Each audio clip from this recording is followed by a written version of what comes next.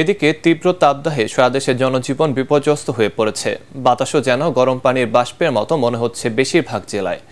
এদিকে যশোর ও চুয়াডাঙ্গায় তাপমাত্রার পারদ দিন দিন বাড়ছেই। অতিরিক্ত গরমে কোথাও কোথাও গলে যাচ্ছে সড়কের পিচও। পাবনা ও ঝালকাঠিতে হিট স্ট্রোকে দুজনের মৃত্যুর খবর পাওয়া গেছে। প্রতিনিধিদের পাঠানো তথ্যচিত্রে রিপোর্ট করছেন মনির হোসেন তপু। অন করুন ভ্যাকেশন মোড, এনার্জি সেভ করুন নিশ্চিন্তে। ওয়ালটন স্মার্ট ফ্রিজ, বোঝে আপনার প্রয়োজন। যশোরে বইছে মৌসুমের সর্বোচ্চ তাপমাত্রা, চরম দুর্ভোগে জনজীবন।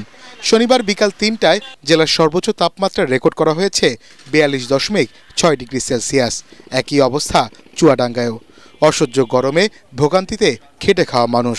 তাপমাত্রা আরও বাড়বে বলে জানিয়েছে আবহাওয়া অফিস। চলতি মাসে তাপদাহ কমার সম্ভাবনা নেই বলে আবহাওয়ার পূর্বাভাসে জানানো হয়েছে। তাপমাত্রা আরও বৃদ্ধি পেতে পারে এ বিষয়ে বলা হয়েছে।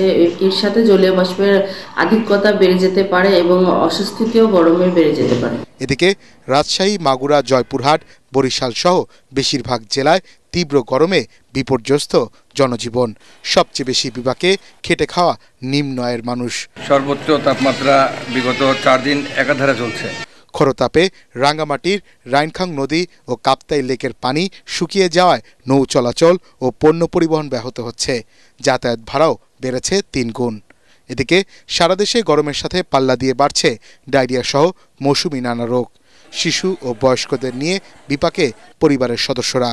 তরল খাবার ও বিশুদ্ধ খাবার পানি খাওয়ার পরামর্শ দিয়েছেন চিকিৎসকরা।